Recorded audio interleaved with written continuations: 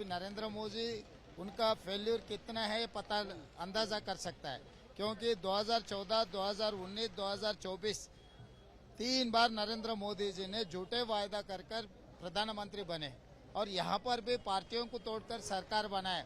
उनका कोई बोलने के लिए कुछ है नहीं, इसीलिए 10 महीने के सरकार के खिलाफ उन्होंने बोलना शुरू किए।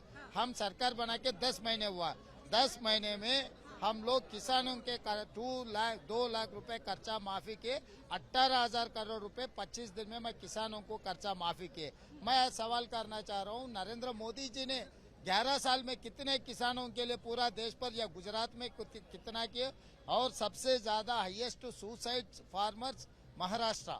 दोस्तों, तेलंगाना के मुख्यमंत्री रेवंत रेड्डी साहब ने महाराष्ट्र चुनाव में अपना एंट्री मार दिए हैं। पार्टी ने उसे चुनाव प्रचार करने के लिए भेज दिए हैं। आपकी स्क्रीन पे ये वीडियो चला रहा हूँ दोस्तों। एबीपी न्यूज़ ने उससे सवाल पूछा तो मीडिया वालों को किस तरह से जवाब दिया, कौन सा मुद्दा लेकर के आए हैं, कौन कौन सा मुद्दा दे रहे हैं महाराष्ट्र में, महाराष्ट्र की जो जनता है उसे किस तरह से अपने आवाज़ में, किस तरह से अपने शब्दों में अपने पास खींचेंगे, तो इस वीडियो में दिखाने की कोशिश करता हूं। एबीपी न्यूज़ वाले ने उनसे 2-3 सवाल पूछा गया मीडिया वालों की तरफ से कि ये पब्लिक का डिमांड है। उनसे ये 2-3 सवाल पूछा गया मीडिया वालों की तरफ से।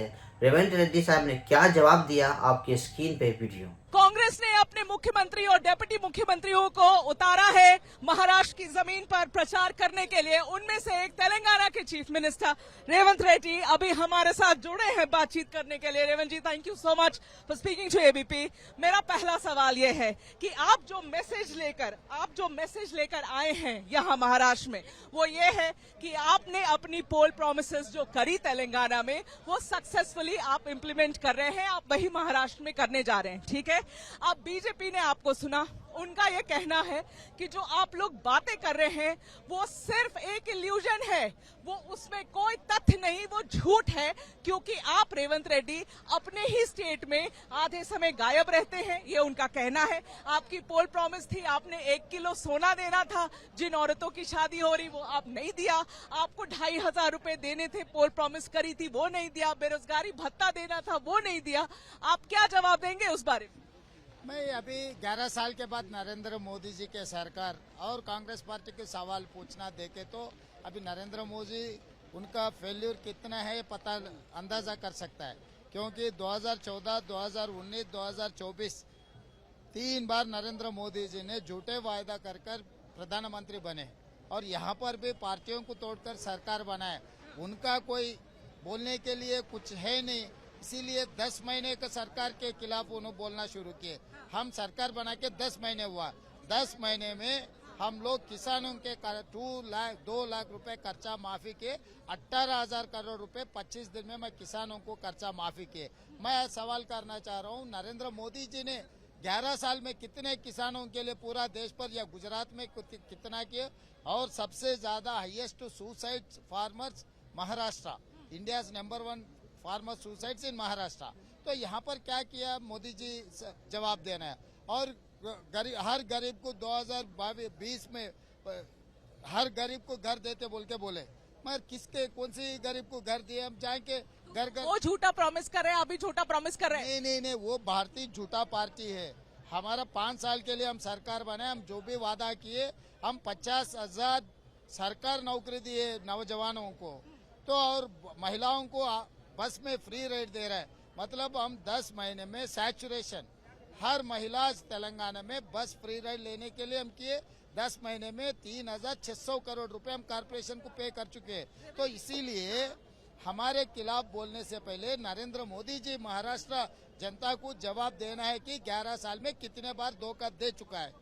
रेवंत जी, एक बात बताइए, आप लोगों ने महालक्ष्मी योजना, राहुल गांधी आए यहाँ, उन्होंने कहा वो महालक्ष्मी योजना की शुरुआत करेंगे, 3,000 रुपए हर महीने महिलाओं को देंगे। आप अभी ही आरोप लगा रहे हैं कि इनकी लाडली बहन योजना जो चल रही है 1,500 रुपए दे रहे, 1,500 रुपए दे रहे, पूरा स्टेट डेट में है। आप बार बार लांछन लगाते, आरोप लगाते कि कहाँ से पैसे आ रहे, फिर आप 3,000 रुपए कहाँ से देंगे? रेवंत रेड्डी जी, कहाँ से पैसा आए? हाँ, सही सवाल पूछे। एकनाथ शिंदे जी, अजित पवार जी, फडणवीस जी जो लूट रहे ना, लूटना छोड़ दिए तो वो पैसे गरीब लोगों को बांट सकता है, महिलाओं को बांट वो सकता है। लूट रहे हैं, कैसे लूट रहे हैं? वो अभी सरकार के पैसे अभी टेंडर्स में अभी पूरा किसी को छोटे बच्चे को स्कूल में जाकर भी अगर पूछे ना आपको जवाब मिलने वाले हैं। एक नाथ शिंदे जी इन लोग कितने पैसे लूट रहे हैं, ये लूटना छोड़ दिए तो गरीब लोगों को, हम महिलाओं को मदद कर सकते हैं और पैसे भी दे सकते हैं। अच्छा रेवंत रेड्डी जी, ये बताइए, आज अमित शाह जी ने झारखंड में ये कहा कि उलेमाओं ने कांग्रेस को महाराष्ट्र में अप्रोच किया और ये कहा कि 10% रिजर्वेशन मुसलमानों को दिया जाए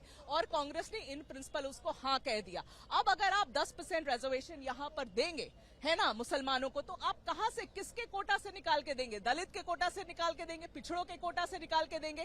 कांग्रेस का क्या जवाब है? ये बड़ा आरोप है अमित शाह का। अमित भाई गृह मंत्री है, झूठ बोलना उनके लिए ठीक नहीं है, क्योंकि 50% अपर सीलिंग है। सुप्रीम कोर्ट ने ये कह चुका है 50% के आगे कोई भी रिजर्वेशन देना मना है। तो कहाँ से SC ST को तो कॉन्स्टिट्यूशनल प्रोटेक्शन है, कहाँ से देंगे? कौन वादा किए? कांग्रेस पार्टी क्या वादा किए? ये अमित भाई ने कह रहा बोले तो वो हमारा ऑफिशियल स्पोक्स पर्सन थोड़ी है। तो झूठे आरोप करना छोड़ दो। आपने वादा नहीं किया मुसलमान रिजर्वेशन जो 50% के अंदर है, तेलंगाना सरकार ने 4% मुसलमान रिजर्वेशन दे दिया हुआ है। 20 साल से वो रिजर्वेशन लागू है। तो रेवंत जी, यहाँ 10% आपने हाँ बोला है, अगर कांग्रेस ने इन प्रिंसिपल हाँ बोला तो कहाँ से निकाल के देंगे? किसी भी लोगों ने हाँ बोला नहीं है। 5% रिजर्वेशन कांग्रेस ने इस महाराष्ट्र में दिया था, जब मराठा रिजर्वेशन को दिया था। कोर्ट में है मामला, वो कोर्ट में है। मुसलमानों में जो स्पेशली इकोनॉमिकली बैकवर्ड मुसलमान है, उसको हमारी गवर्नमेंट ने 2014 के पहले रिजर्वेशन दिया था। हम उस बात पे कायम है कि जब भी महाविकास आघाड़ी की सरकार आएगी, वो रिजर्वेशन जो मुंबई हाई कोर्ट ने अपने ऑर्डर्स में कहा था, ऑब्जर्वेशन में कहा था कि एजुकेशन में रिजर्वेशन मिलना चाहिए, हम वो मांग कर रहे हैं। हम नौकरियों में मांग करते हैं। हमारी जो डिमांड है गवर्नमेंट के साथ वो पक्की रहेगी। क्लैरिटी सर, आपको भी नहीं, बिल्कुल किसी clear को है। नहीं है कि हमारे पास है 10%। नहीं, आप जो झूठ पर सवाल पूछ रहा है, ये झूठ, हाँ, सो वो झूठे बात जो जिसने कहा है उनको पूछना है। तो अमीन पटेल चौथे बार अब MLA बनने वाले हैं, वो सांसद है, वो जवाब दिए तो आप यकीन नहीं किए, तो जो गुजरात से आदमी आकर महाराष्ट्र में कहे तो आप यकीन कर रहा है। रेवंत जी, आपसे सवाल कर रही हूँ, आप भी यही कुछ प्रॉमिस कर रहे थे और आप इम्प्लीमेंट नहीं, वो गलत फहमी फैलाने के लिए जो भारतीय जनता पार्टी कोशिश करे, वो सवाल पूछना बिल्कुल ठीक नहीं है। जो 5% हम तेलंगाना में भी 5% रिजर्वेशन माइनॉरिटी को देने के लिए वादा किया था, मगर 50% के ऊपर आ रहे। सुप्रीम कोर्ट ने ये कहा 50% के अंदर दो, इसीलिए हम 4% लागू किए। कर्नाटक में हम लागू किए। किसी का तो कटता है अरे ना। किसी का कटने का नहीं है, सबको देने के बाद जो बचा वो माइनॉरिटी को दिए। माइनॉरिटीज भी इस देश के हिस्सेदार है, इस देश के हिस्सेदार है माइनॉरिटीज भी। इस आजादी के लिए माइनॉरिटी लोग भी लड़े, तो माइनॉरिटी को अलग करके रेवंत जी, देखने आप का जरूरी आप नहीं इस है। बात पे कायम है कि मुसलमानों को महाराष्ट्र में भी रिजर्वेशन देना चाहिए? जो रिजर्वेशन अभी जो दे रहा है वो रिजर्वेशन लागू करेंगे। आगे शासन जो बनाना है सबसे असेंबली में चर्चा करके लागू करने वाले। 50% का सीलिंग है, सुप्रीम कोर्ट ने जजमेंट दिया हुआ है, मगर being an union home minister he can not like. कोई आम आदमी बिना समझकर कुछ बोले तो बात अलग है, मगर अमित शाह जी ने ऐसा बात बोलना ठीक नहीं है। मेरा आखिरी सवाल आपसे ये है कि यहाँ आपकी अलायंस में, महाविकास आघाड़ी अलायंस में रेवंत जी, इतना इन फाइटिंग है कि आप एक चीफ मिनिस्टर का चेहरा नहीं डिसाइड कर सके और आप यहाँ साथ डिसाइड करी क्या? उन्होंने decide किया। अमीन भाई, वो बीजेपी को किस बोलने का है, मुझे थोड़ी बोलने का है। आप उनको पूछ रहा, उनको भी तो पूछिए। हमारा जनता की सरकार बनाने के लिए हम वादा किए। तेलंगाना में भी हम किसी का नाम मुख्यमंत्री पहले अनाउंस नहीं किए।